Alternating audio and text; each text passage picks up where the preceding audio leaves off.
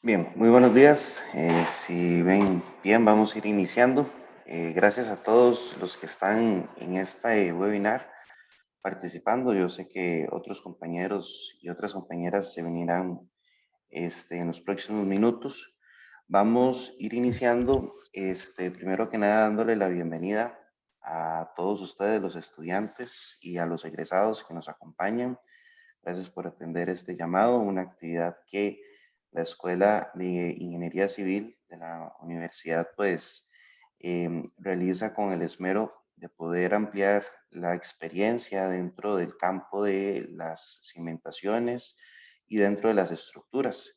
El día de hoy les voy a presentar y en unos momentos van a compartir unas palabras el señor don Albert y el profesor, el arquitecto José Carlos Coya.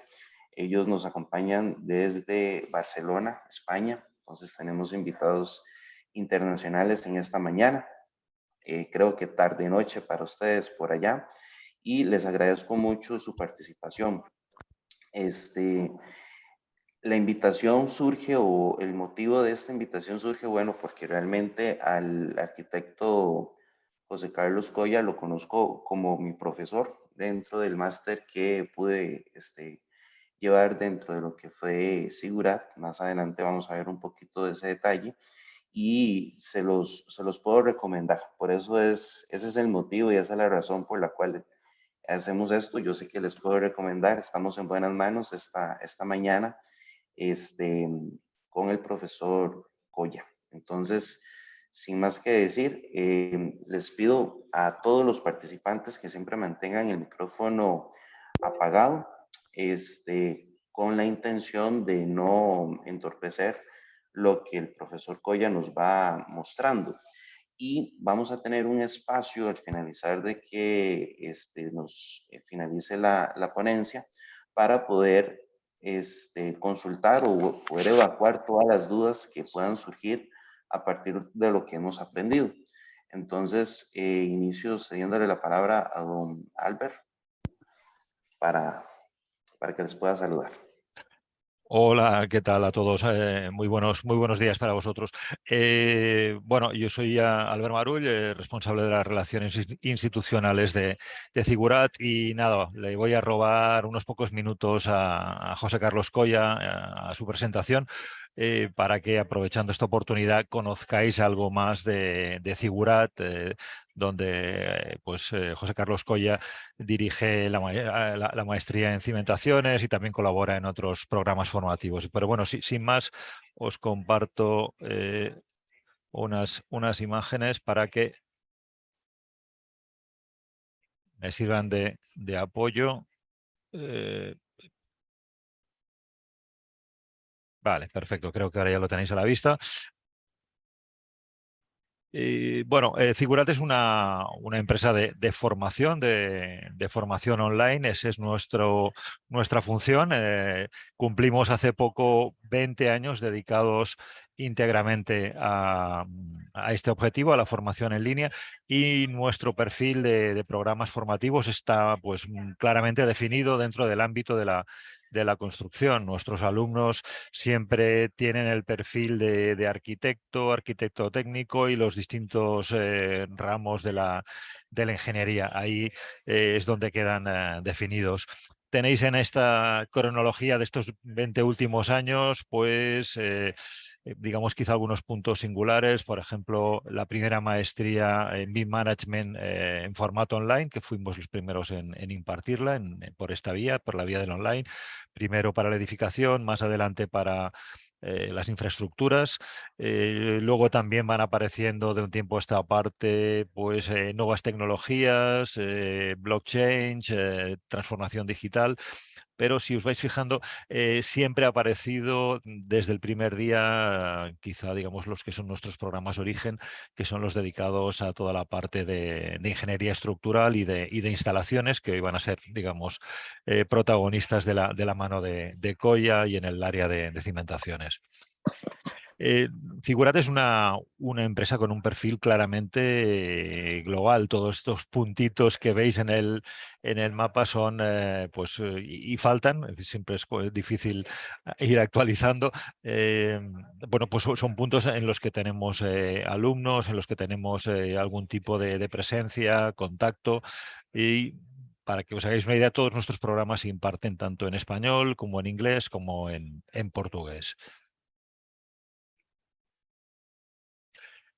Os doy ahora una visión sobre lo que es nuestra oferta formativa. Tenemos una parte que nos ocupa, digamos, los cursos de corta duración, de entre 1 o 3 meses, y son cursos de tipo autoformativo. Os podéis matricular en cualquier momento e iniciar cuando queráis la formación.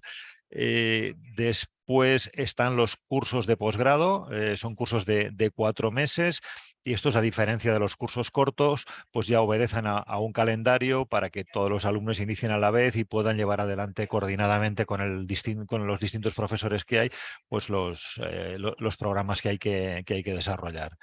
De acuerdo. Aquí tenéis, pues no sé, os diría, programas de construcción en madera, de realidad virtual para arquitectura, de construcción sostenible. Ese es un poco el perfil de los cursos de posgrado. He querido aprovechar también para mencionaros que hacemos también formaciones a medida. Cuando los programas formativos que hacemos de forma habitual pues no acaban de cubrir una necesidad determinada, podemos estudiar una formación a medida para el cliente, en fin, para la institución, para quien sea. Y después tenemos, bueno, lo que más nos define, los programas máster, que se dividen en estos bloques que tenéis ahora en imagen. Todos los programas dedicados al BIM, al BIM Management, como os decía antes, o bien para edificación o bien para infraestructuras. Y aquí también les acompaña, digamos, lo que es la parte de gestión de proyectos, ¿no? El Project Management, que tiene también una parte de BIM importante, o de Lean, de otras de otros de esos protagonistas de la transformación digital. Luego nos aparecería toda la parte veis aquí abajo, de nuevas tecnologías, lo que os comentaba antes, transformación digital, blockchain, el área de instalaciones, programas para la globalidad de las instalaciones de una edificación. Hoy ya también tenemos un programa más específico del área de climatización, que realmente es un tema muy de la mano de la sostenibilidad que está, digamos, que arrastrando a muchos alumnos últimamente. Y por último, el bloque que hoy nos es más cercano, todo lo que hace referencia al cálculo estructural. Tenemos un programa, digamos, pensado para todas las distintas tipologías de estructuras que podemos encontrarnos en una edificación: hormigón, estructuras metálicas, cimentaciones. Entonces, ese es un poco digamos, el protagonismo que tiene este programa, ¿no? Pues que el alumno pueda estar capacitado para enfrentarse a los casos más habituales dentro del mundo de la edificación. Al margen de esto, tenemos un programa dedicado exclusivamente a las estructuras metálicas, y el que realmente conecta con la ponencia de hoy, el máster dedicado a las cimentaciones y las estructuras de contención. Ah, José Carlos Coya, con un corte de pelo algo distinto del que hoy nos presenta, es el director académico de este programa, y aquí tenéis, bueno, un poco para que os hagáis la idea, la hoja de ruta que se sigue en este programa. Hay un bloque, lo que llamamos el bloque cero, que es previo al inicio del máster, con toda una serie de contenidos preparatorios, y una vez ya empezando el máster, el primer bloque dedicado a la geotecnia, segundo bloque ocupado por las cimentaciones superficiales, y luego el tercer bloque, pues ya todo lo que son cimentaciones, donde realmente enlazaremos mucho con lo que es la presentación de hoy. Y por último, el bloque dedicado a todo lo que son, digamos, elementos de contención, muros, etcétera, etcétera. Bueno, también he aprovechado un poco, pero aquí no os entretengo mucho más, porque os lo he incluido porque en la parte del máster de estructuras de edificación también hay un bloque para las cimentaciones, el bloque 5. Y ya para no robarle mucho más tiempo a José Carlos Coya, pues nada, aquí tenéis algunos datos de contacto. Si os parece, lo que haré será ahora dejar en el chat una dirección de correo a la que podéis dirigir cualquier consulta que tengáis sobre nuestros programas, y yo creo que será quizá la parte más fácil de recabar cualquier información que necesitéis, al margen del turno de preguntas que tenemos al final. Y sin más, le dejo paso a José Carlos para que podáis, a ver, un momento, no sé si os he dejado de compartir, decirme si no, vale. Y adelante, José, ya todo tuyo. Correcto. Vale, pues allá va. No, yo sigo viendo tu pantalla, joder. ¿Sigues viendo mi pantalla? Sí. Ah, pues espérate, no sé por qué. Y mientras la vea, no. No, espérate, No pues puedo quitar. un segundo, pues. Bueno, vamos a ir a grandes males, grandes remedios. Espérate. Sí. No sé por qué. Ahora quizá, espérate, no es que no sé por qué me he salido de... Ah, aquí está. Vale, creo que lo ha hecho saliendo. Vale, correcto. Pues muy bien, buenos días, buenas tardes, buenas noches. Soy José Carlos Coya, profesor en Figurat, arquitecto, consultor de estructuras. Y bueno, hoy vamos a introducirnos un poco a los muros pantalla de micropilotes, las peculiaridades que tienen y ver algún que otro ejemplo. Cualquier cosa que se os ocurra podéis comentarla en el chat. Si puedo, digamos, responderla sobre la marcha, lo haré. Y si no, pues al final pasamos a responder las preguntas que vayan surgiendo. ¿Ok? Bien, pues allá vamos. Pantallas de micropilotes. Lo primero, tenemos todos presente, si podemos hacer un muro convencional, lo hacemos. Es decir, excavamos, hacemos un talud, montamos el muro, nuestro edificio y finalmente rellenamos. Eso es la solución ideal, pero muchas veces no podemos. A veces porque tenemos agua, otras veces porque tenemos edificios cercanos. Por lo que sea, simplemente con que tengamos una calle, no podemos excavar y tenemos que hacerlo en vertical. E incluso cuando lo hacemos en vertical, a veces también podemos hacer un muro convencional. Si es poca altura, simplemente excavamos con un poco de cuidado. Si es un poco más delicado, lo vamos haciendo tramo a tramo. A veces por muros con anclajes descendentes, muros anclados que también se pueden hacer, pero eso también conlleva sus riesgos. Y de hecho, bueno, hay digamos, bastantes casos de problemas, accidentes, por el hecho de hacer el muro sin ningún tipo de protección y entrada de aguas y otro tipo de problemas. Entonces, sobre todo cuando tenemos un edificio, lo que intentamos es hacer un muro de tipo pantalla. No tiene por qué ser pantalla de micropilotes, vamos a ir primero en las pantallas en general. El concepto es, primero ejecutamos el muro de alguna manera, luego excavamos y luego construimos nuestro edificio. Ese es el concepto básico de una pantalla. Es un muro que se construye antes de excavar. Bien. Ahora, ¿cómo lo construimos? Claro, de alguna manera tendremos que hacerlo. Bueno, una manera que no toca hoy y es de las más convencionales es excavar con máquinas de cuchara, con hidrofresh, algún tipo de máquina que nos pueda hacer una excavación, protegerla a veces con lodos, como sea, y armar y rellenar con hormigón. Es una pantalla continua de hormigón o concreto. Hormigón concreto. Se me escapará un término u otro, bueno, casi al azar.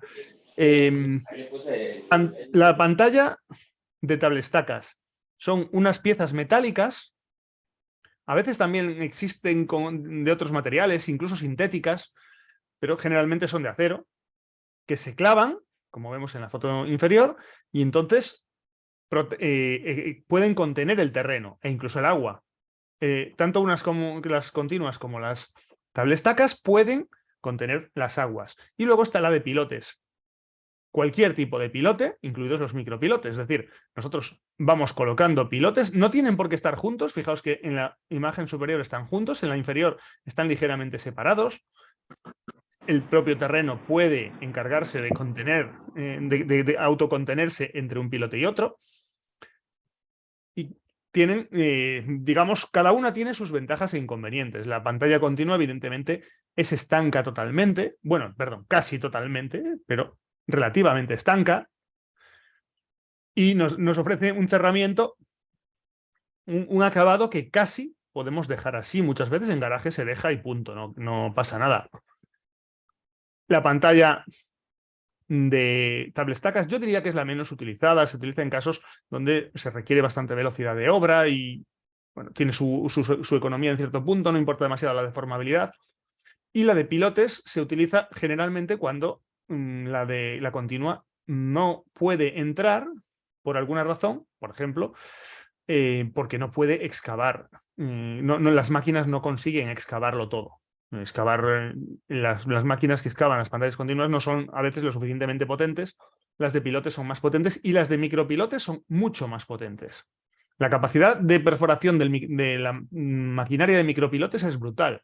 De hecho, el micropilote se utiliza muchas veces en recalces, atravesando hormigón, incluso aunque haya que colocar en algún momento un pasador, pero en la roca y en terrenos muy duros, aunque cuesta más, por supuesto, el micropilote puede entrar en terrenos donde las pantallas convencionales no pueden. Aquí vemos el concepto de pantalla de pilotes y esta foto está tomada intencionadamente para resaltar el hecho de que la pantalla es discontinua. Fijaos como aquí hay un anclaje y esta pieza que recoge dos pilotes, pero esto ya es como mucho más radical. A mí esta me encanta en el sentido de que se ve brutalmente cómo hay que atar los pilotes o micropilotes unos a otros para que trabajen juntos. Si no, de otra manera, cada pilote, cada micropilote trabajaría por separado y eso se nos podría ir. Independientemente de que además luego podamos utilizar eso para estas vigas que ponemos aquí para colocar forjados. Evidentemente este no es el caso porque es un muro de carretera. Vale, entonces, hasta ahora vimos continuas, tablestacas y pilotes. Pilotes hay muchos tipos, pero nos interesa uno especial, que bueno, podemos llamarle pilote o decir, es que eso ya no es un pilote, no me meto ahí. Es algo especial que es el micropilote. El micropilote, bueno, en principio su nombre nos dice que es un pilote pequeño, pero conceptualmente suele distinguirse por algunas otras cuestiones. Generalmente porque está inyectado. En vez de echarle sencillamente concreto y verterlo, lleva un mortero o una lechada incluso de cemento, muchas veces inyectada a presión, y eso le da una fuerza brutal. Bueno, fuerza no, una capacidad brutal a rozamiento, pero eso nos interesa sobre todo cuando estamos hablando de cimentaciones. No me quiero ir por las ramas, así que simplemente comentar eso. Al inyectar la compresión, la lechada a presión se mete más en el terreno y funciona mejor como cimentación. Entonces, hay varios tipos de pilotes, fundamentalmente diría que dos, de micropilotes. Uno consiste en una perforación que se rellena de concreto y tiene unas barras de refuerzo de armado. Estas no las vamos a tratar en el caso de pantalla de micropilotes. Yo, desde luego, no las vi nunca, porque tienen muy baja capacidad de trabajo a flexión y corte. Los que no llevan estribos, esto es casi como un pilote incompleto, en cierto modo. Es un pilote, parece un pilote, pero el pilote normalmente, pues, además de ser más grande, tiene 6 barras, suele tener en buena parte, a veces no en toda, pero sobre todo en zona sísmica, en toda, un armado espiral o de estribos. Entonces, no es el caso con este micropilote y entonces este no nos va a funcionar para lo que vamos a ver. Otra cosa es que para ciertas cimentaciones, en ciertas situaciones, es baratito y funcione. El pilote por excelencia es este. Es un tubo de acero que está relleno, por supuesto, de concreto y alrededor también tiene de concreto no, de lechado o mortero, y alrededor también tiene. Es decir, se perfora En cimentaciones lo que se hace es perforar, colocar el tubo y luego inyectar la lechada o mortero. Luego estas barras adicionales por fuera están aquí, pero solo son conexiones en cimentación.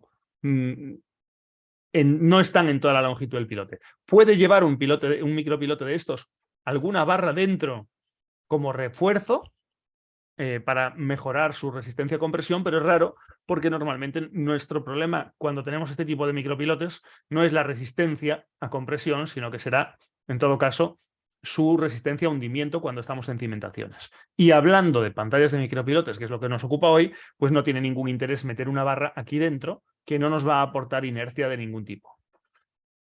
Bien, este es el micropilote que vamos a utilizar. Entonces, ¿para qué se utilizan los micropilotes? Así, muy en general, pues se utilizan para estructuras de cimentación muchísimo, en obra nueva, pues porque tenemos un solar muy pequeño o porque es muy pequeña la obra sencillamente y llevarla, vale que el coste de micropilote en general es mayor que el coste de pilote, pero luego resulta que repercute tanto transportar la máquina de pilotes que no nos sale a cuenta. O bien que el solar es pequeño y no hay manera de revolverse. O porque el tipo de terreno no es capaz de trabajarlo la máquina de pilotes. Bueno, hay varias razones por las que se puede utilizar en obra nueva y sobre todo en recalces de estructuras preexistentes. Ya tenemos una zapata, metemos un encepado y atravesamos, o no metemos un encepado y atravesamos una zapata existente.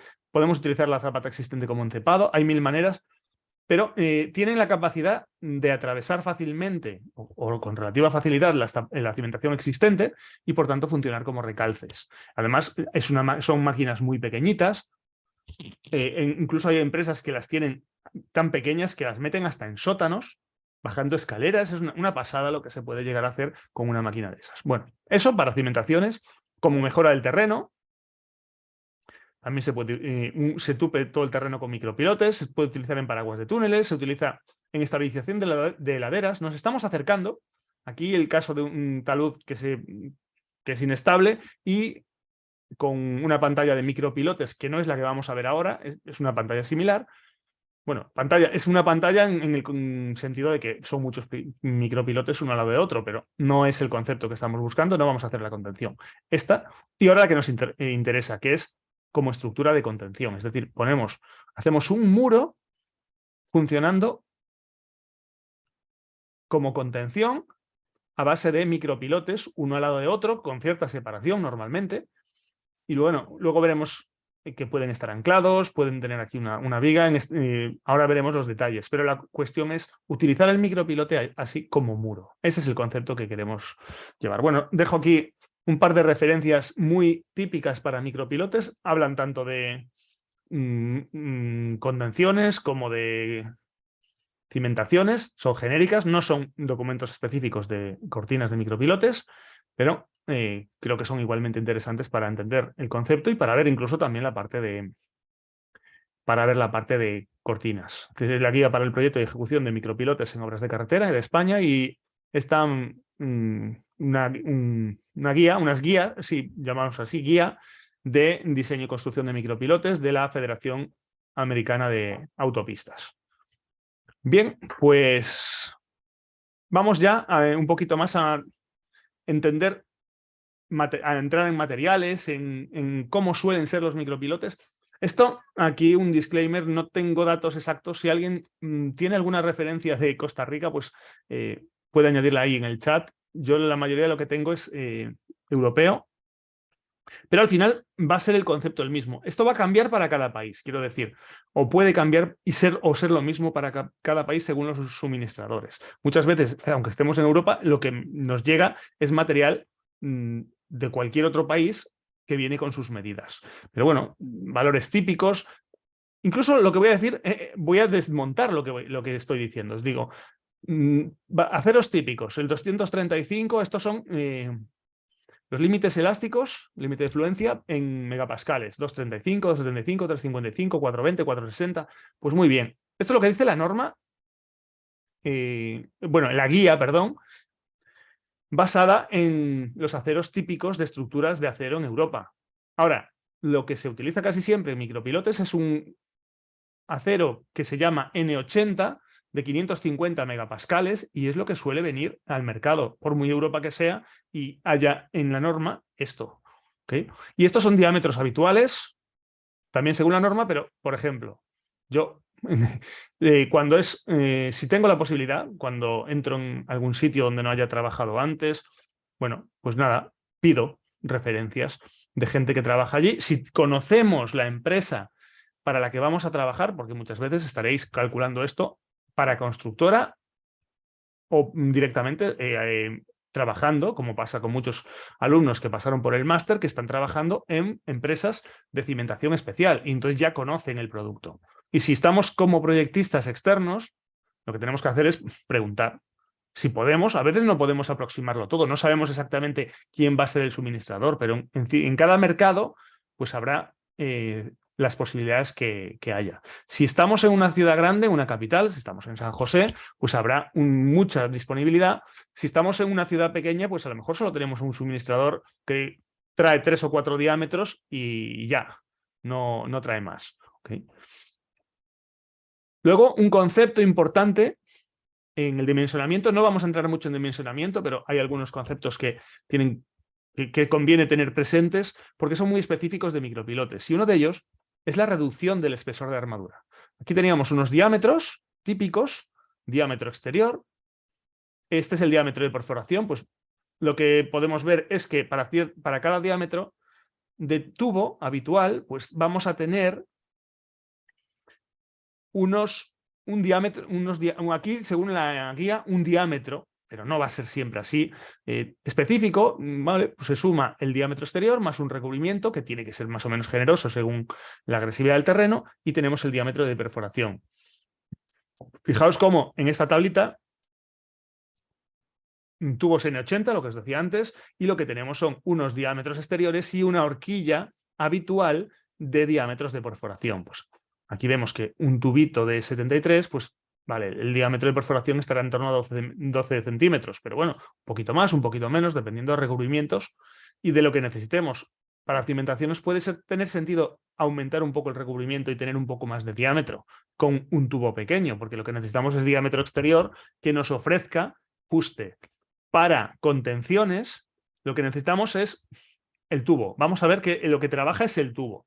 Nos podemos despreocupar de todo lo que va por fuera. No necesitamos que vayan más, que perforar más grueso y que lleve más recubrimiento, más allá de lo necesario por durabilidad, porque no ganamos nada. Lo que necesitamos es tubo. Entonces tenemos cierta horquilla. Fijaos que, en general, aquí este suministrador me dice, mira, hasta 140 milímetros tenemos tubo. Fijaos que aquí hay tubos más grandes, pero no son habituales. Entonces hay que ver siempre el mercado que tenemos. Y luego, al diámetro que tengamos hay que restarle un porcentaje, perdón, un cierto espesor por corrosión. Los micropilotes, por eso quería insistir en eso, se dimensionan por corrosión, porque le va a pasar el tiempo, se van a corroer, están expuestos, aunque tengan cierto recubrimiento, evidentemente tienen un recubrimiento de lechada, acabarán siendo atacados y se va a comer, la corrosión se va a comer una parte del micropilote. Fijaos cómo en un suelo natural, vale, si el pilote va a estar en la vida útil de lo que vamos a construir es de 5 años, es decir, es una obra provisional, vale, no quitamos nada. Pero la típica de 50 años, vida útil de 50 años, que es lo típico en la mayoría de los edificios, estaríamos comiéndonos un poco más de medio milímetro. Y si tenemos una obra civil que queremos que dure nominalmente 100 años, luego ya que dure todo lo que quiera, pues ya estamos hablando de lo doble. Entonces, hay que considerar que nos va a comer una parte del micropilote, nos lo va a comer la corrosión. Ojo, porque cuando estamos en terrenos delicados, fijaos que se nos puede comer con 50 años más de 3 milímetros, un relleno muy agresivo. Y eso es bastante. Pensad que los espesores habituales son 7 y 9 milímetros. Si nos come 3 de 9, nos quedamos en 6. Nos comió un tercio del micropilote. Vale, y aquí pues un listado un poco más generoso de tubos de un catálogo comercial. Lo que decían, típico, el N80 y bueno, diferentes diámetros, pero no siempre vamos a tener todos. Por cierto, aquí tenemos el módulo resistente en momento de inercia que nos puede ser útil para los cálculos. Y después, bueno, así como vienen los pedidos y las entregas, especificaciones, ahí veis N80, 552 megapascales, pues esto es un tubo de 88,9 por 9 por 4 metros, y las roscas, etcétera. Vale. Y control de calidad. Esto es esto es una referencia, digamos, bibliográfica. ¿Okay? Vale.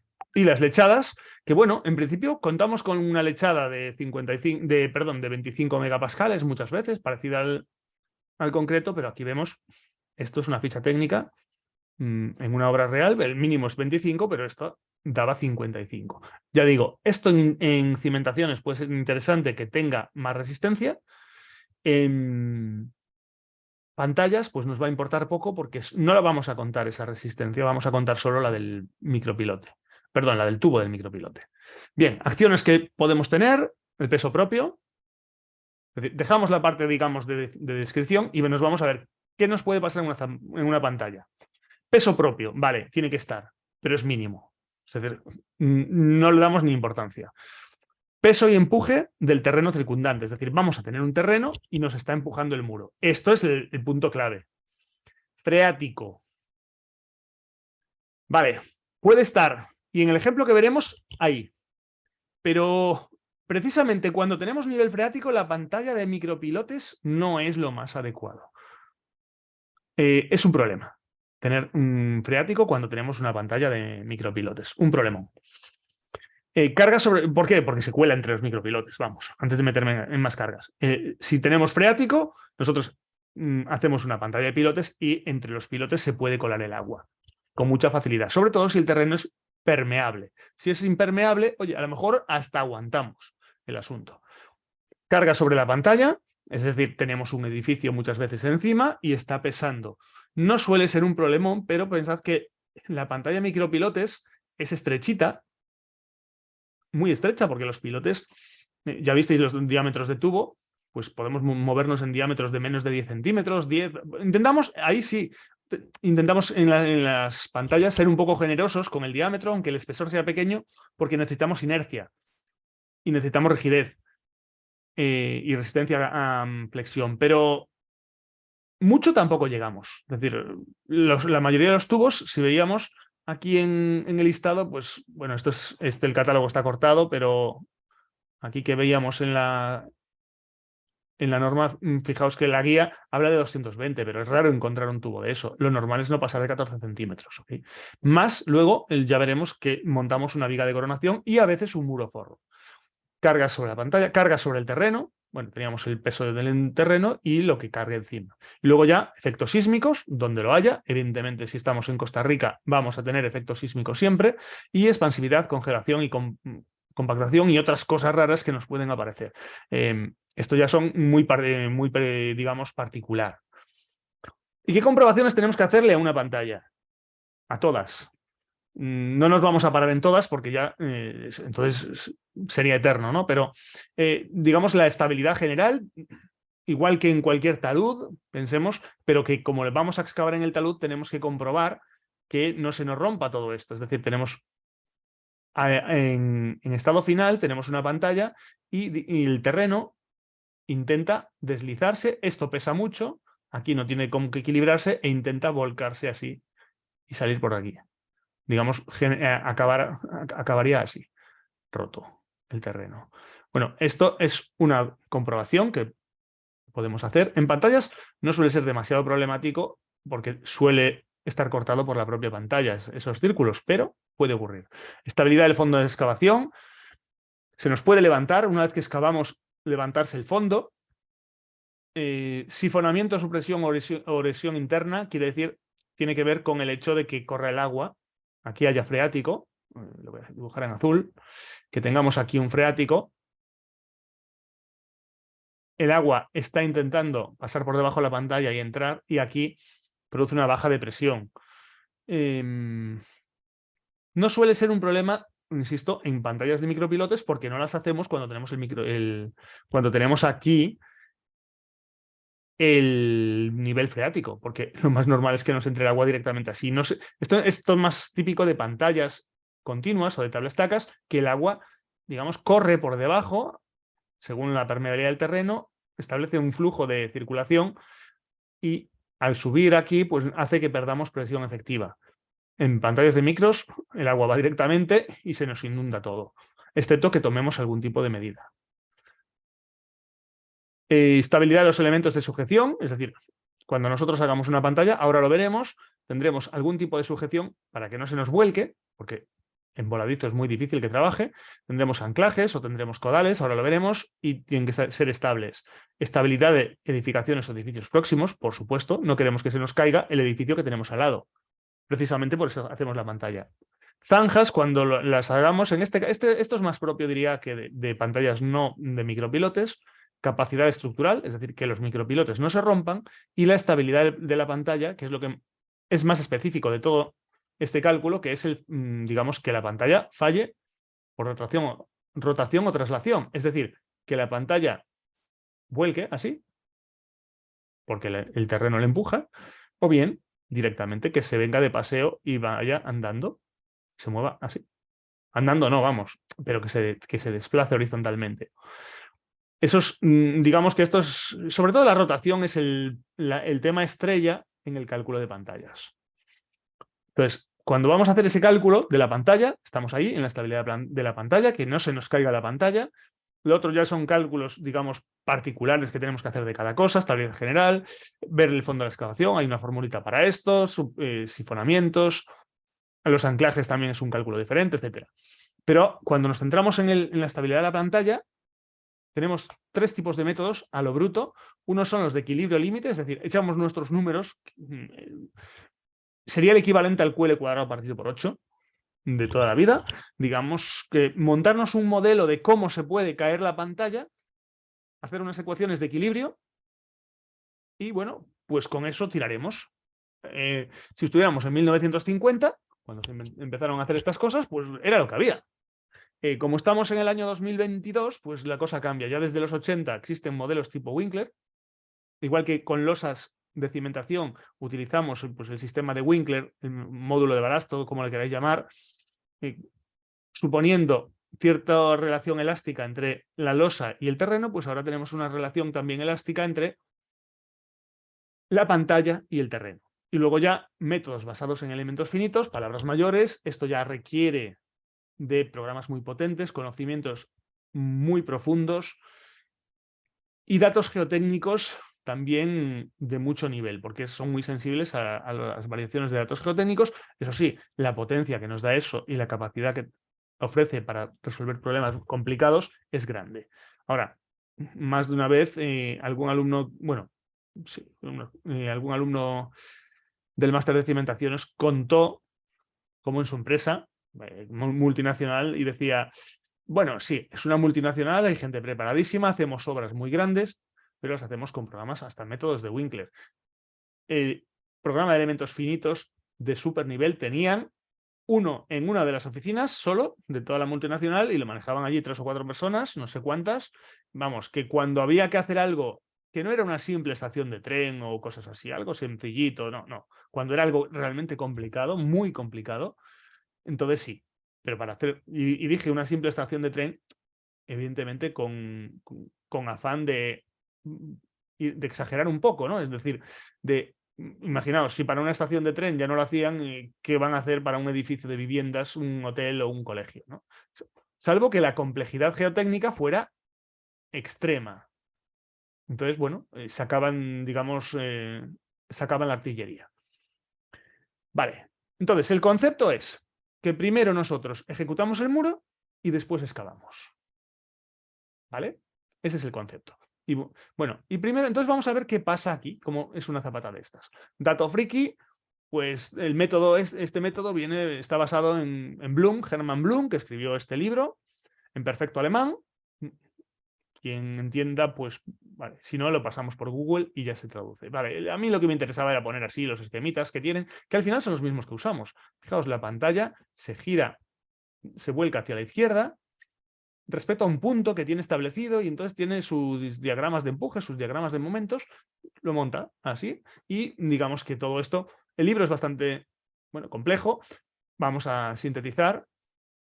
El asunto es que tenemos un desplazamiento respecto a este punto C que veíamos antes, entonces tenemos un empuje activo, que sería este verde, y un empuje pasivo del terreno, porque, que está impidiendo, este terreno de la izquierda está impidiendo que el muro se vuelque y por tanto establece un empuje pasivo. Como recordaréis, el empuje pasivo es mucho mayor que el activo.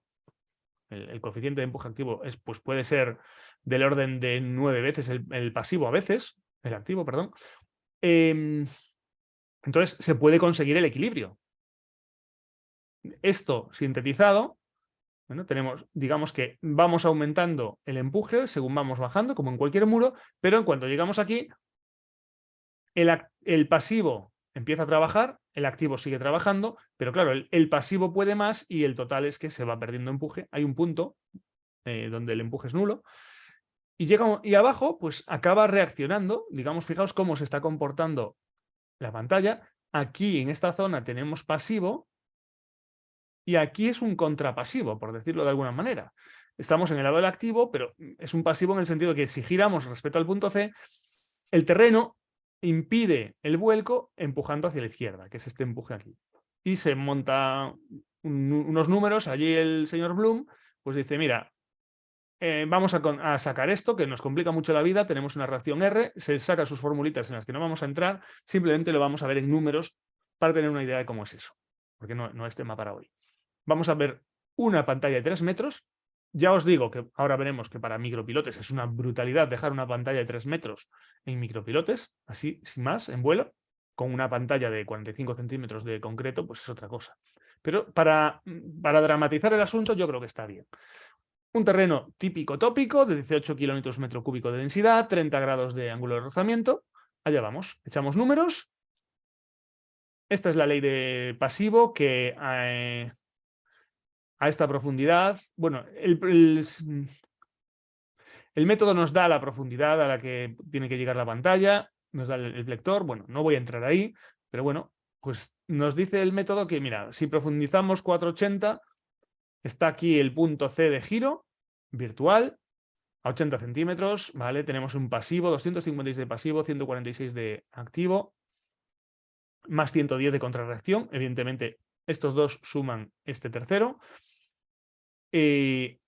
Profundidad de la pantalla 777, que son estos 3 más 4, 77. Aquí, bueno, 77, 78, no nos metamos en redondeos. Flector máximo 83,20. Ojito. 83,20 metrokilonewtons por cada metro de pantalla. Eso es importante. Eso es que el momento es altísimo.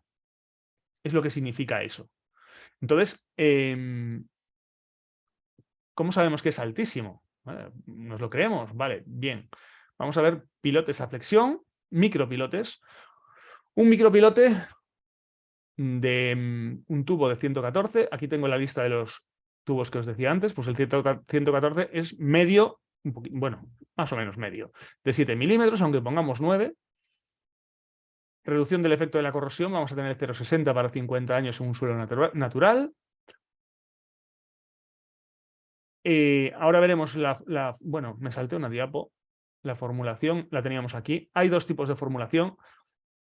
Esta fórmula os suena a todos, que es que el momento resistente, el momento que puede resistir cualquier sección, es el módulo resistente por la resistencia del acero. En este caso, lo que hace esta guía es aplicar un factor de seguridad simplemente, pero nada. Y luego un factor de seguridad que tiene que ver ya con las juntas, este FUF. ¿Okay? Pero vamos, esto es la típica fórmula de toda la vida de resistencia a momento. Un módulo resistente por la resistencia unitaria al límite elástico del acero. Y a partir de ahí los coeficientes de seguridad, factores de seguridad que tengamos en cada norma. Vale, perdón, me faltaba esta parte. Esta formulación lo que nos dice es si vamos a tener que utilizar el módulo plástico o el módulo elástico. Y la dejé ahí solo para decir, olvidémonos del elástico, porque para llegar a eso necesitamos forzar muchísimo el espesor del micropilote. Con micropilotes más o menos normales no se llega a estas condiciones, así que me olvido de ellas para no distraernos. Entonces, el módulo, perdón, el momento que resiste la sección es el módulo elástico multiplicado por la resistencia del acero. Recordemos que era 550, le restamos un 10%, por decirlo así, lo dividimos entre 1,10 y multiplicamos por este 0,50, que es un factor de seguridad que nos da la guía, que nos dice, bueno, mira, ante la duda, si no tienes nada mejor, me vas a dividir la resistencia por la mitad. Luego, que tenemos ensayos y de vez en cuando pues hay empresas que hacen sus ensayos para demostrar que las juntas ofrecen una mucho mejor transmisión del momento eflector. Ah, vale. Pues, si tenemos juntas especiales, pues podemos llegar hasta 1 en el límite. Pero eso, digamos que requeriría una justificación especial. ¿Y cuánto vale este momento resistente, el módulo resistente, plástico?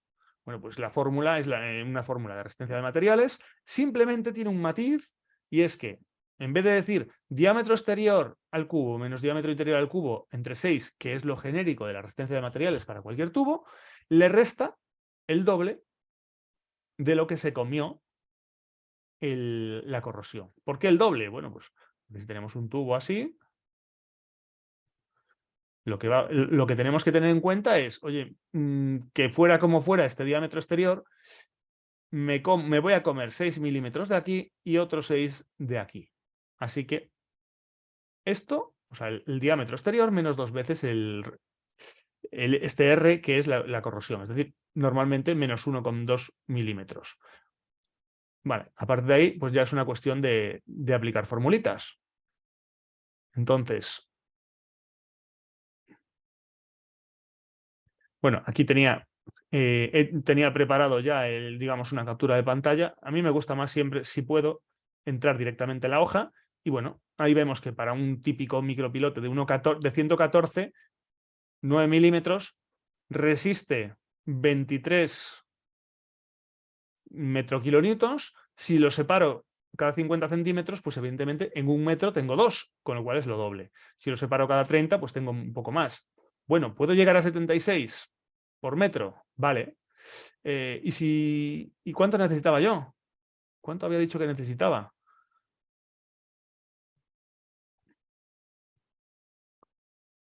Que teníamos aquí por Bloom. Necesitamos 83,2. Pues no me llega. Aún tengo que subir, pues yo qué sé, o juntarlos más o subir un punto. ¿Ok? Y entonces, con unos micros muy grandes puedo cumplir esa parte. Con unos micros muy grandes puedo cumplir, digamos, el momento flector. Luego ya nos queda el tema de calibrar un poquito más allá y decir, oye, ¿y qué pasa? ¿Qué me pasa con el...? Bueno, puedo abrir otro, pero ya tengo aquí uno. ¿Qué me pasa con la deformación y con otro tipo de cuestiones? Entonces, podemos abrir uno nuevo y echarle un número. CIPE tiene este programa para... Bueno, creo que... A ver, nuevo. Sí. Para el cálculo de muros pantalla de cualquier tipo. No me voy a meter en mi Server Center. Para muros genéricos, es decir, vamos a echar un número y ya veremos. Vamos a hacerlo con muros pantalla de hormigón armado, de pilotes, de micropilotes, de table estacas, perfiles genéricos o perfiles concretos de ArcelorMittal. Entonces, si tenemos una cortina de micropilotes, aquí ponemos el concreto que deseemos. Vamos a ver la norma que tenemos, por cierto. Bueno, perdón. Podría cambiarla después. Entonces vuelvo a repetir el proceso, vuelvo a seleccionar muro de micropilotes, dejo el concreto como estaba, el módulo de elasticidad del acero del tubo, límite elástico del tubo, vamos a poner un 550. El módulo elástico siempre es el mismo en acero. Vamos a poner una altura de muro pues la vamos a hacer de 8 metros, 3 metros. Aquí el diámetro, separación entre ejes y los tubos. Aquí podemos hacer la serie de tubos si queremos, porque nosotros tenemos por defecto una serie, pero nosotros podemos poner el tubo, por ejemplo, el 113.9 por 9 que teníamos, vale. Bueno, esto no. Vamos a ponerlos en 80. Aquí este diámetro 113.9 por 9.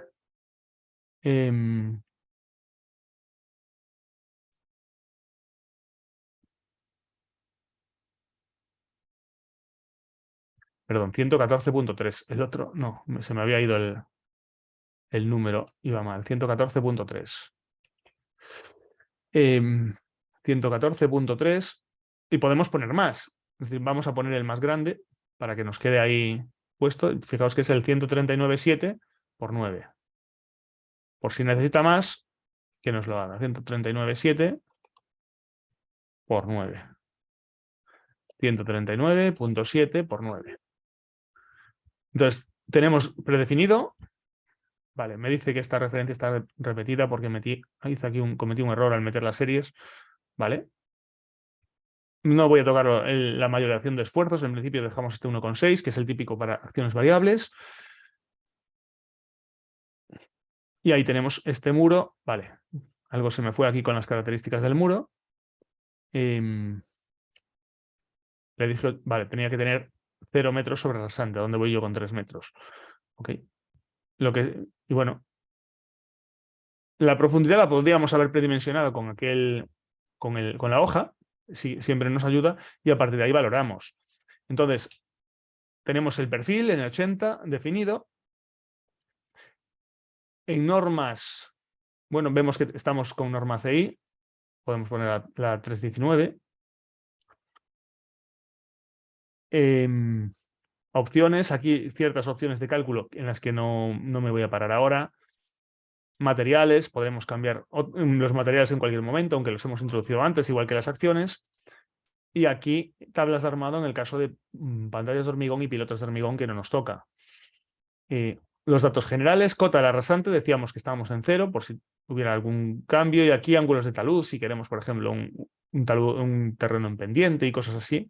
No me voy a meter en más historias porque si no, nos salimos del tema. Aquí, si queremos varios estratos, los definimos. Y la edición del estrato, pues 1830, que es el del ejemplo que pusimos antes. Tenemos un módulo de balasto. Esto puede ser más o menos relevante, o más bien es relevante. Y esto no lo podemos tener en cuenta en los métodos de equilibrio límite. Aquí viene el kit de la cuestión.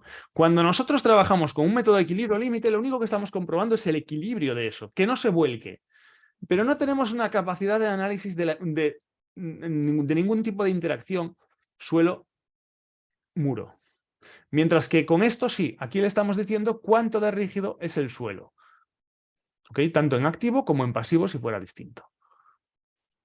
Estos valores que pueden... Aquí, bueno, no, aquí no nos da valores siquiera, o sí, aquí. Nos da unos valores usuales de proyecto. Bueno, esto es ser un poquito optimista, pensar que siempre se produzca así, pero bueno, aquí tenemos esta arena suelta, ponemos así, asumimos la arena suelta y ¡boom! Lo suyo es obtener los datos de un estudio geotécnico, evidentemente. El terreno, elementos de apoyo, por ahora no teníamos nada porque íbamos simplemente a excavar. Y aquí, fase visible en pantalla, vamos a ver si tenemos incremento de cargas, no tenemos incremento de cargas, ¿no? Aquí en fases, vamos a añadir una fase. Esto es estado inicial y esto es excavación.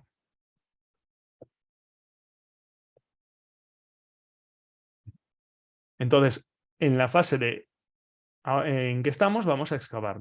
En la descripción de la fase y le decimos que vamos a excavar 3 metros y que esto ya va a ser la situación de servicio. Bueno, no, vamos a dejarle que es constructiva.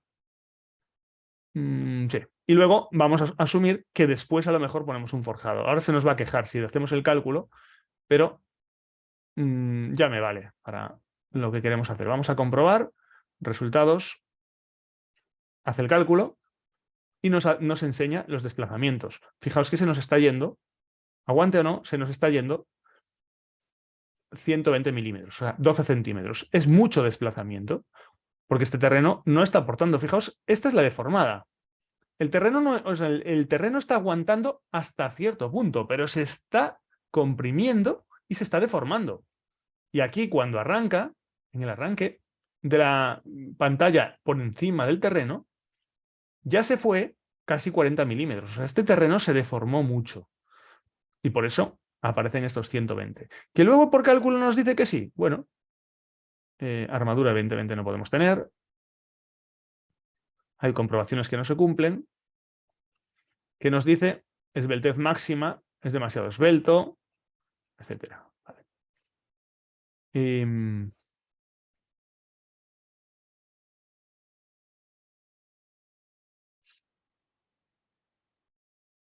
Vale, ¿qué quería cambiar yo? Vamos a ver con este otro tubo.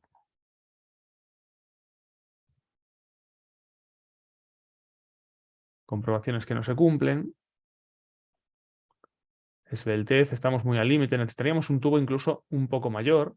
Entonces, es bastante complicado conseguir esto solo cuando tenemos los micropilotes tan sometidos. Vamos a meterle un poquito menos de excavación, puntual no. En descripción de la fase le vamos a dar solo 2 metros de excavación. Y ahora vamos a hacer la comprobación. Puede haber cosas que no se cumplan todavía. Tenemos problemas de esbeltez aquí. No sé si puse mal el tubo o qué narices hice aquí.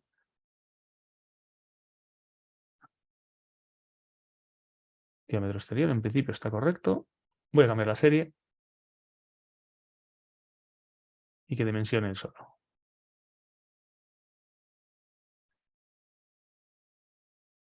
No cumple ningún tubo de la serie, ¿veis? Cuando tenemos tubos en...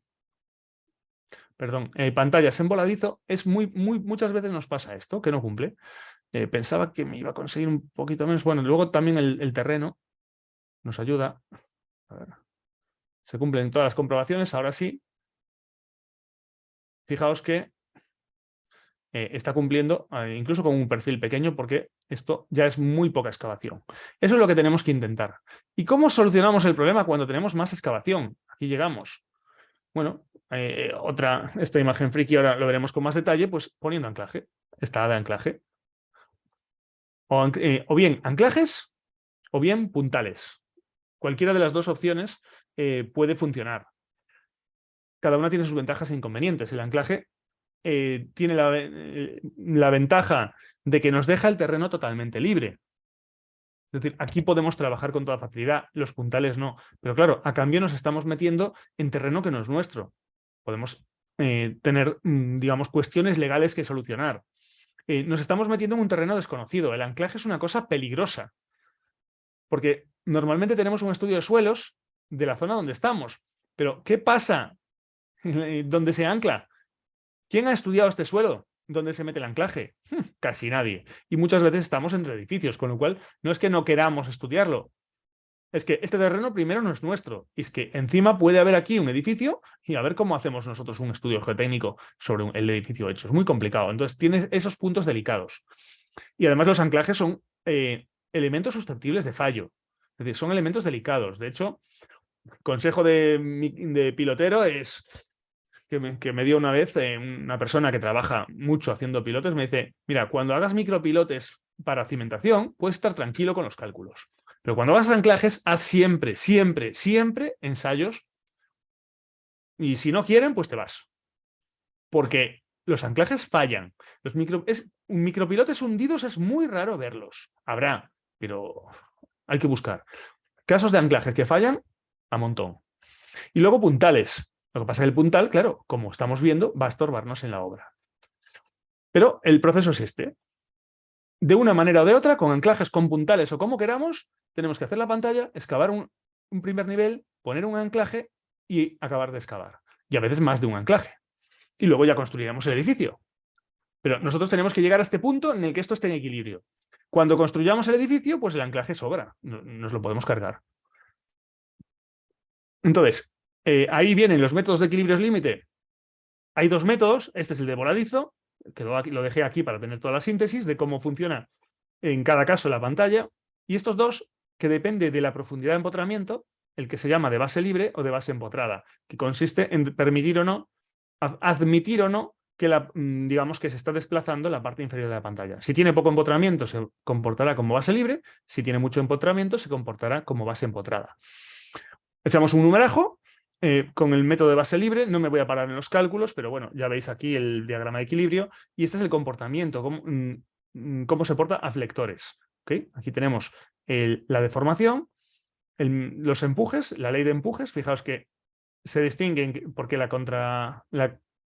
empotrada acaba teniendo un contraempuje y la base libre no le llega a dar tiempo. El diagrama de flectores se parece, aunque aquí aparece un pequeñísimo momento de signo contrario, bueno, da igual, se parecen bastante. Aquí hay momento contracción a la derecha y aquí momento contracción a la izquierda. En el intra 2. Vale, pues este es el momento que nos interesa, el que nos va a dimensionar la pantalla. Si echamos un número, aquí estamos en 21,9. Recordemos, bueno, seguimos y luego recordamos. Con base libre, con base empotrada, pues hemos metido más profundidad. Fijaos que el de base libre tenemos una altura de excavación. Altura total en base libre 509. Aquí lo tenemos a la izquierda, mejor que ver la tabla, profundidad total de la pantalla. Y en este otro caso, profundidad total de la pantalla estamos en 6 y pico. Es más profunda. No hemos necesitado tanto tampoco como en Bloom.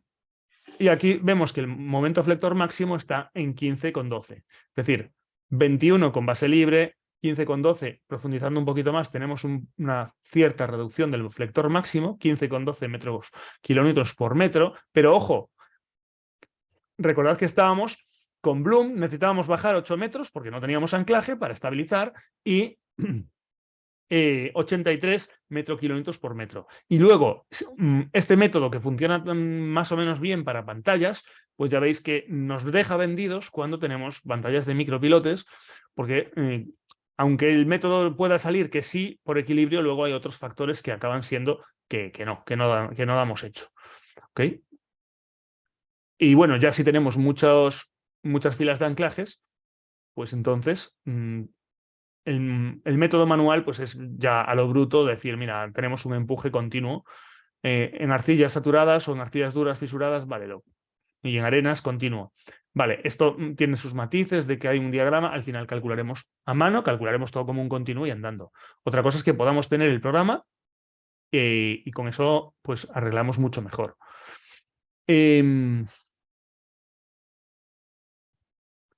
Vale, uy, que me salí de la carpeta donde yo estaba, el de la Fidelitas. Ahí. Voy a guardar esta, en vez de en la carpeta raíz, meterla en esta. Vale, ahí. Entonces, ¿qué podemos hacer para poner un anclaje? Bueno, pues sencillamente tenemos que crear una fase nueva después de la excavación inicial. Esta le vamos a llamar excavación inicial, anclaje y excavación final.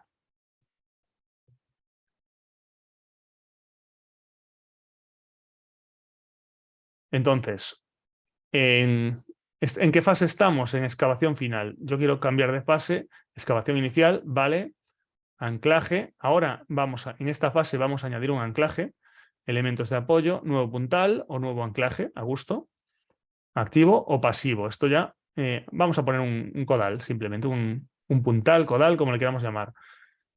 A menos 0,5 metros, menos 0,5. Aquí le damos la rigidez y, por ejemplo, separado cada 4 metros. Esto ya es cuestión de entrar en detalles. El asunto es que este muro ahora no se puede mover. En la siguiente fase, lo que sí que vamos a hacer ahora es excavar. Entonces vamos a la fase y le decimos, mira, habíamos excavado 1 metro, ahora excávame otros 2. ¿Ok? Y entonces ya podemos hacer el cálculo y se cumplen todas las comprobaciones. Nos ha metido un perfil de 70. ¿Ok? Podemos ver el comportamiento. Aquí vemos los desplazamientos. Fijaos que ahora es que ya no se nos va ni 9 milímetros. Esto ya es otra cosa. Aquí vemos cómo ya está súper empotrado. Bueno, axiles importa poco, cortantes poquito, más o menos. Y flector, aquí vemos que tenemos como base libre, o como, bueno, casi como base empotrada, porque no llega aquí todavía a hacerlo. Es que es demasiado profundo esta. Vamos a bajar un poco la profundidad, vamos a poner 6 metros y vamos, ahora que hicimos el cambio, aprovechamos para poner nuestros tubos de antes. Dimensionamos. Hay errores. No cumple ningún tubo de la serie. Algo tiene este tubo que creé. Algo hice mal yo en este tubo. No, en principio parece que está todo en orden. Bueno, no le voy a dar vueltas al tubito de marras. Voy a recuperar entonces la serie normal porque... vale, y ahora ya simplemente con dar este botón ya hace el cálculo completo, es igual. No hace falta darle a este. Bueno, aquí vemos momento flector por este lado, momento flector en este otro. Aquí los desplazamientos. Fijaos cómo algo se desplaza de abajo poco. Ley de empujes. Empuje. El empuje activo. Aquí hace este extraño porque evidentemente tenemos el efecto del anclaje o del codal en este caso. Y aquí tenemos el contraempuje. Ok.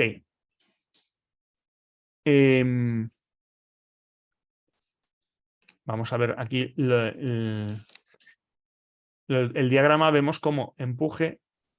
Aquí no hay contraempuje, sí que tenemos contraempuje, se está comportando prácticamente como base empotrada. A ver, son dos extremos, no podemos pretender que el programa se ajuste a ninguno de ellos. Pensad que si con 6 metros, si con 5 metros funciona como libre y con 6 como empotrada, con 5,5, ¿qué hace? Tiene que haber una transición, no va a pasar de uno a otro de repente. Ahora, otra cuestión, el programa también nos permite, el utilizar programas nos permite calibrar cosas como el terreno y decir, oye, pues si cambiamos el terreno, ¿qué pasa? ¿Y si este terreno es mucho más rígido y le ponemos un 0 aquí al módulo de balasto? ¿Cómo van a cambiar las cosas? Entonces, bueno, pues aquí cambia el esquema, tenemos otros empujes distintos y si vemos la ley de momento flector, fijaos que no llegamos ni a 14, muy poco. En desplazamientos ahora no llegamos ni a 7.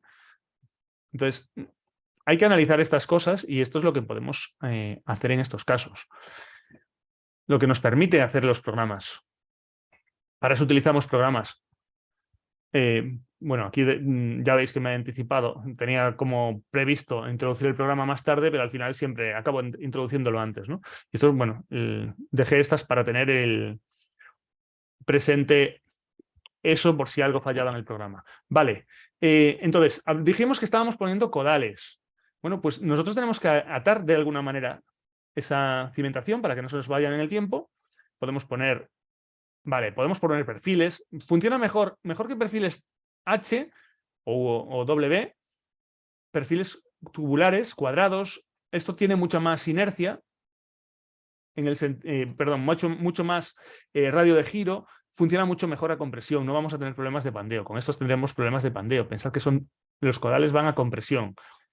Aquí tenéis, pues ya a lo bestia, ¿no? Con unos tubos redondos e incluso muchas veces se ponen perfiles de celosía cuando son cosas muy largas. Y a veces yo recuerdo que, bueno, quizá cada vez sea menos habitual, pero vamos, aprovechar tramos de grúa retirada, pues no sería la primera vez que se hiciera. Y luego están los sistemas prefabricados, aquí lo veis, especiales para alquiler, digamos que están especiales para esto y que además se suelen utilizar en régimen de alquiler de tal manera que aunque salga caro, este material es caro, va sobredimensionado, pero es igual porque se va a utilizar una vez y otra y otra. Mientras que cuando ponemos algo que luego hay que tirar, todo el mundo nos va a estar arañando. Oye, estos son muchos kilos de hierro, de acero. Claro, si lo vamos a tirar, aquí veis más casos. Muy típico ponerlo en las esquinas. Y veis cómo tienen sistemas ya para, pues poniendo solo una pieza central, soportar a un lado y al otro, soportar las esquinas. Está todo muy, muy estudiado con esos sistemas. por supuesto, hay que tener un plano de la previsión, no improvisarlo en la obra. Y siempre pensar cuándo se hace. Si se hace aquí este punto arriba vale, pero en este forjado abajo, ¿dónde se pone? ¿Por debajo, por arriba? Bueno, de alguna manera va a estorbar, o bien estorba al cimbrado, o bien estorba a los que vamos a estar. Bueno, va a estorbar, es lo que hay. Aquí vemos un caso extraído de un proyecto. Bueno, aquí vemos codales en las esquinas y aquí vemos anclajes. Es decir, nada dice que solo se puedan usar codales o solo se puedan usar anclajes. Se pueden hacer una cosa mixta, como vemos aquí. Pues aquí hay anclajes, otros anclajes. Aquí veis esta viga que lo une. Aquí veis los pilotes, una viga que está uniendo todos estos pilotes y los anclajes. Y aquí, sin embargo, pues se pusieron codales porque a lo mejor no se podía anclar ahí. Vaya usted a saber por qué. Es que a lo mejor nos cargábamos la cimentación del vecino, ¿no? Esto, bueno, y aquí la entrada de obras, ese tipo de cosas. Otra vez en esquina, otra vez aquí los micros unidos con pares o sea, con una pieza para ir de 2 en 2, y aquí, sin embargo, hay una viga. Estas vigas pueden ser de acero, pueden ser de hormigón, de concreto, pero de alguna manera hay que ligar todos los pilotes o micropilotes. Bueno, aquí un caso de una planta, esto creo que tampoco tiene más historia, y aquí veis, sin embargo, cómo se colocan estos anclajes. Esto está preparado para recibir una viga. Aquí se va probablemente a hacer ya, esto va a actuar no como estribos, pero como conexión entre la viga de hormigón y los micropilotes. Fijaos que, bueno, está ahí simplemente soldado. Por eso mucha gente no quiere usar el micropilote como cimentación si luego los forjados apoyan en esto, porque está ahí una soldadura un poco precaria, son un tubo de acero, pero en mal estado, y luego se hace muchas veces muros forro. Bueno, aquí veis bueno, el micropilote, que es esto, el anclaje, una viga metálica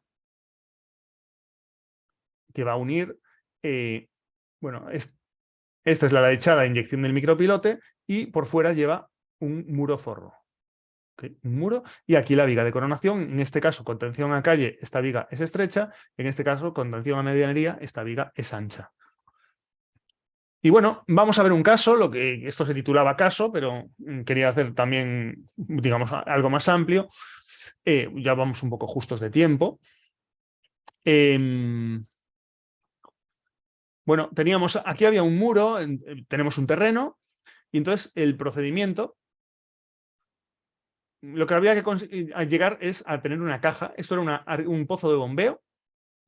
Omití toda la parte, digamos, el tubo que venía y todo eso para simplificar un poquito, pero el asunto es que es un pozo de bombeo al que llegaba un tubo de agua y aquí había que colocar unas bombas para extraerlo, para digamos, moverla. Viene por gravedad hasta aquí y está en una zona baja, y luego para impulsar el agua hay que poner unas bombas. Claro, hacer una caja de 6x6x6, a uno se lo dicen y dice, vale, esto pues se hace un agujero, se monta una losa, se montan unos muros y se pone una cubierta y en paz. Ah, pero es que esto es arena y es muy inestable. No se puede hacer un agujero así como así. Entonces se hace un muro pantalla. Primero se ponen los micropilotes. Perdón, se podría hacer continua, porque además había motivos para hacerla continua. Bueno, temas de agua, que no voy a entrar mucho en eso. El asunto es que no se podía hacer una pantalla continua porque era arena blanda y de repente roca. Y la máquina de pantallas no podía entrar ahí. No podía anclar la pantalla a la roca. Entonces, la máquina de micros sí. La máquina de micros excava por la arena y cuando llega a la roca, pues excava un poco más, hasta meterse bien en la roca. Entonces, se meten los micros y aquí, ojo, anclar no se podía, porque hay de todo por los alrededores. Codales, esto es muy pequeño. Si ponemos un codal, esto que no cabemos. Conclusión, bueno, pues ya que es pequeño, vamos a aprovechar que es pequeño. Entonces, hacemos una viga bastante ancha, de tal manera que esta solo por su geometría no se puede deformar. Si estos pilotes quieren empujar a la viga, tienen que doblarla. Y una viga con pues estos 6-7 metros que tiene, con sus 90 de ancho, pues no la dobla cualquiera. Entonces, esto es estable. Así que lo primero que se hace después de construir los micropilotes es esta viga. Y una vez construida esta viga, pues hace esta excavación, que la puse en verde porque si no, no se ve lo que se hizo. Se excava un poco, no mucho. Se excava y se hace además el muro forro. En este caso se hizo un muro forro. Este muro ayuda también a rigidizar todo esto. ¿Por qué? Porque luego se meten unos anclajes y el muro forro hace ya las veces de viga de unión. En vez de poner una simple viga, se puso el muro forro porque esto había que dejarlo impermeable. Entonces, como había que dejarlo impermeable y había que hacer un forro, no valen los micropilotes, pues ya se hizo un forro, un muro forro capaz de sujetar el solito, de mantenerse el solito, como si hubiéramos hecho esto simplemente de hormigón. O sea, primero se ancla, porque ahora vamos a tener altura, pero con el muro ya tenemos mucho conseguido. Entonces, después excavamos el resto, esto tiene que quedar anclado porque si no, no da hecho, y se pone la tapa. O sea, está anclado durante la excavación. Una vez completado este muro, se ancla, se excava y una vez completada la excavación se hace el muro forro y ahí ya vuelve a ser estable. En los anclajes tienen como misión aguantar durante el tiempo que ocurre durante esta excavación, en el momento que acabamos de excavar, hasta que hemos ejecutado la losa de fondo y estos muros. En ese momento ya los anclajes sobran. Y después ya se tapa. Bien, aquí tenemos el esquema, los muros, el muro forro. Esto es la pantalla de micropilotes, algunos pilotes que eran necesarios para sostener la losa y maquinaria que había ahí, había que hacer un apaño. Y esto, lo que os decía, la viga de coronación con bastante anchura, en este caso pilla la cortina de micropilotes y el muro forro. Y veremos que luego incluso se amplió. Y después la cubierta. La viga de coronación, este es el truco. Tiene que ser muy rígida para que vaya de un extremo a otro y esto no se doble cuando empujen los pilotes, porque no tenemos una viga ni nada mientras estamos haciendo las excavaciones. Esta es la viga. Al principio, bueno, ya veis que era bonita, pero luego, claro, esto era un poco lío de ejecutar, porque este muro convenía ejecutarlo cuando se hacía, digamos que tener la viga hecha y este muro se hacía después. Entonces, hacer la viga y el muro implicaba hacer el muro después por debajo, era un rollo. Entonces, se hizo la viga, pero había que darle ancho durante la excavación, es decir, antes de hacer todos los muros forro. Entonces, se hizo la viga en L con mucha inercia. Aquí veis un ejemplo de la viga, aquí este tramo elevado, aquí encima de los pilotes, y este tramo que vuela, que es este. Ahí veis, el tramo elevado, el tramo que vuela hacia afuera. Y además se dejaron unos conectores previstos para después, que son estos de aquí. Se queda una conexión prevista. ¿Okay? Bueno, más detalle, y aquí lo veis ya ejecutada la viga, ya hormigonada, pero esto queda como conexión con el muro forro. Y este es el armado de los muros, es decir, por fuera viene la pantalla de pilotes, y este es el armado de los muros que al final tienen que ser autoestables. Los pilotes, pues oye, hicieron su misión, pero una vez que cumplieron su misión, ahora esto ya puede ser autoestable. En otros casos, los micropilotes siguen trabajando toda la vida. Los anclajes es mejor retirarlos o darlos de baja, por decirlo así. O se retiran o se asume que se anulan, porque no sabemos quién nos los va a cortar.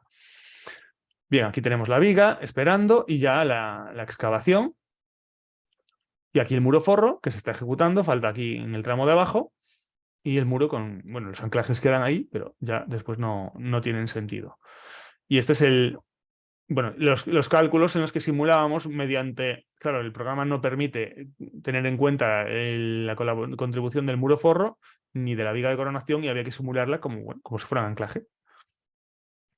Bueno, y esto es una fricada ya porque realmente es que había problemas de agua, se propuso hacer una cortina de micropilotes secantes, hacer primero estos azules sin tubo y luego hacer los buenos. Al final se cambió, se hizo con cunitado, se hizo con inyecciones y otros temas, porque si os fijáis, por aquí por el medio pues puede entrar agua, aquí veis agua. Lo del tubo lo omití, bueno, aquí tenéis la foto del anclaje. Y esto ya, digamos, para cerrar, pues un par de referencias bibliográficas que creo que os pueden interesar sobre estos temas ya de cortinas de micropilotes. Este es un sistemas mixtos de contención, un artículo de Juan José Rosas Alaguero que nos habla de diferentes sistemas combinando pantallas, pilotes y otras técnicas, y en relación a esto, pues por ejemplo, fijaos qué interesante es el jet grouting asociado con el pilote o micropilote, puede ser cualquiera de ellos, un jet grouting para conseguir la impermeabilidad o cierta impermeabilidad. Habría sido una buena opción en esa que os enseñé. O esta, un micro pantalla con pilotes que le atraviesan. Los micropilotes atraviesan la pantalla y entonces, por ejemplo, podemos hacer una pantalla estanca y luego pasar los micropilotes que son los que se anclen abajo. Y estas las tenía anotadas como que, bueno, estas las descubrimos después y habrían sido también posibles soluciones para esto. Y aquí vemos un caso, por ejemplo, de una pantalla en la que se está haciendo los agujeros. Bueno, esta es la referencia completa del artículo. Lo tenía aquí abierto ya. Buenísimo. En Quaders. Os lo enlazo en el chat por si alguien quiere tomar nota. Un vídeo, ejecución de anclajes de micropilotes. Enrique Alario, que se fue a la obra con su cámara. Aquí sale él. Se fue a la obra con su cámara y ahí tenéis unas filmaciones interesantísimas. Bueno, este es ya pues es una empresa de cimientos que muestra una ejecución, y este es un vídeo fantástico de patología en pantallas de micropilotes. Eso está capturado simplemente con la imagen, pues para ilustrarlo, pero lo que me gustaría era enlazarlo, como también los micropilotos se pueden romper si se hacen las cosas mal. Un vídeo fantástico en un canal, pues eso, estupendo. Y aquí, hasta aquí. Si hay, espero que haya preguntas. En el chat no veo nada, pero no sé si hay preguntas, si se pueden. Moisés, ¿cómo gestionamos esto? Sí, buenas. No sé si alguien tiene alguna pregunta. Habíamos ahí indicado en el chat, pero no sé si alguien quiere aprovechar que está con nosotros el profesor Coya para hacer las preguntas. Pueden encender el micrófono o levantar la mano. Bueno, por mientras yo te iba a consultar, Coya, pero al final se dio la respuesta de cómo se trabajaba cuando llegaba a haber algún nivel freático, ¿verdad? La solución alterna a esos casos. Sí. En esos casos, a ver, lo primero es que si se puede evitar el hacer micropilotes, pues no es una buena solución el micropilote. El micropilote tiene la gracia de que se puede meter en terrenos difíciles, de que ocupa poco, sobre todo. Ese es el motivo principal porque a mucha gente se le ocurre. Una pantalla de pilotes, pensemos que las convencionales son 45 centímetros más lo que hay que separarse para montar los muros guía, y entonces nos ponemos enseguida en 60 centímetros, no más, 70, 80. Es una pasada lo que ocupan las pantallas de pilotes. La de micros, claro, si hacemos unos micros de 20 centímetros o incluso algo menos, hay que separarse un poquito porque también la máquina pues exige normalmente 30 eje. Bueno, pues son 30 más otros 10 del micro, pues estamos en 40. Es más que un muro convencional, pero no del todo. Y luego, eso sí, normalmente hay que poner un muro forro, hacer un gunitado si es una cosa muy seca, a veces cámara bufa, algo que evidentemente nos dé un acabado, pero no llegamos a los espesores de pantalla. Ahora, si tenemos agua, es que el agua va a entrar entre los micros, igual que pasa con los pilotes. Y ahí aparecen las soluciones que veíamos al final. Es decir, podemos tener, pues, soluciones como un jet grouting, como hacer una pantalla, incluso una pantalla de menor calidad, bueno, una pantalla plástica que se llama, existen unas pantallas que son especiales para la impermeabilización y luego meter los tubos, los micros, o bueno, en este caso habíamos propuesto también el tema de la cortina de pilotes secantes, pero bueno, existe, pero tampoco es que sea una cosa muy frecuente. Ok, perfecto. No sé si alguien más tiene alguna otra duda, otra consulta. Nos hacen una pregunta aquí por el chat. Vamos a ver. ¿Existen límites máximos para la pérdida de espesor por corrosión en los tubos de los micropilotes? Bien, yo no conozco ningún límite máximo, pero claro, tenemos que hacer el cálculo considerando la pérdida de corrosión. Tenemos unos valores que nos da la guía, no deja de ser una guía, y puede haber más, pero una vez que le quitamos eso, lo que se hace en estos casos es sobredimensionar el espesor, claro. Si vamos a perder, fijaos, hasta 6 milímetros podemos perder. Eso es un caso ya de un terreno terrible a 100 años. Bueno, nadie nos dice cuál es el límite, pero claro, que si vamos a perder 6 milímetros no podemos hacer pilotes de 9. Tenemos que hacer pilotes con un grosor poco habitual, pues a lo mejor de 18 o de 15, para asumir que perdiendo lo que vamos a perder, pues tenemos aún, digamos, un residual suficiente. Ahora, claro, si estamos en este tipo de terrenos, a veces uno se plantea, oye, ¿es la solución ideal el micropilote? ¿Es la solución ideal algo que dependa de la resistencia del acero? Porque es el acero el que trabaja ahí. El resto, en cimentaciones trabaja el concreto también o la lechada, pero en micropilotes, pues como que no. Pues porque se va a fisurar. Sí, igualmente sería buscar alternativas Ujú. entonces. Sí. No sé si alguien más tiene alguna pregunta. ¿No? Bueno, igualmente, no sé, antes de despedirnos, don Albert Marul. Mm. Bueno, no, yo simplemente nada, agradecer a toda la asistencia, bueno, el interés que han tenido en seguirnos y confiar que esta sea la primera de futuras colaboraciones. Pensaba que no, pensaba que había...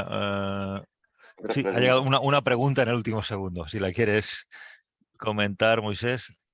Sí, dice, en términos generales, para trabajar con micropilotes, ¿cuál es la profundidad máxima para trabajar? En principio me imagino que el tipo de suelo, las características alrededor dictan que en su mayoría esto, pero en términos generales. O sea, la pregunta sería, ¿cuál es la profundidad máxima para poder decir yo voy a usar un micropilote? Bueno, a ver, con pantallas, si hay mucha altura para lo que es pantalla, hombre, nunca vi pantallas de mucha profundidad hechas en micropilote, porque perdemos, o sea, perdemos capacidad. Es un sistema que no tiene mucha resistencia a flexión, entonces cuando llegamos a 3, 4 sótanos, las presiones son tan brutales que los micropilotes los pasan fatal. En cimentaciones sí se llega a profundidades bastante grandes, pero se encarece, es decir, lo normal, lo típico, 12, 15, con 18 metros ya te empiezan a decir, oye, aquí ya sube el precio, y creo que llegan hasta hacer sobre 30 metros o algo así, pero bueno, a mí nunca me tocó hacer una cimentación con tales profundidades. Y en pantallas no lo llegué a ver nunca, lo que nunca quiere decir tampoco que no existan, porque cada 2 por 3 nos encontramos con sorpresas importantes. El año pasado solíamos decir que los muros anclados no suelen llevar mucha profundidad hace un tiempo. El año pasado, en la edición anterior, en el máster de cimentaciones, hubo un alumno que expuso una excavación por muros anclados a 40 metros de profundidad. Muros anclados, nada más, no pantalla, es decir, muros por batache descendente. Entonces, cuando uno ve eso, dice, bueno, pues si esto se pudo hacer, claro, es un suelo muy bueno, pero son cosas que se hacen y de vez en cuando pues se ven eso. Lo normal no es llegar a 30 metros en micropilotes, en lo que yo vi. Y en pantallas, pues poco, 2 sótanos y bueno, habrá de 3 también, hay de 3, ¿eh? De 3 sótanos, pero no sé si vi alguna vez una de 4. Ok, perfecto. ¿Alguien quiere hacer alguna otra pregunta, tal vez con micrófono? Total libertad, ¿tienen? Listo.